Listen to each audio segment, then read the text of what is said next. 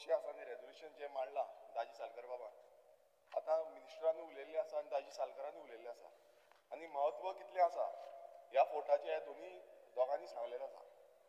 पूण speaker sir जसो छत्रपती शिवाजी महाराज आनी तसोच छत्रपती संभाजी महाराज हो एकूच फोर्ट फोंडा भागान आसा आनी जशें दाजी सालकरान मांडलेलें आसा की हो फोर्ट प्रिजर्व जावपाक जाय आनी प्रोटेक्ट जावपाक जाय आनी फुडें कशें डेव्हलपमेंट करतले हेजेंय म्हाका दिसता मिनिस्टरान सांगपाची गरज आसा.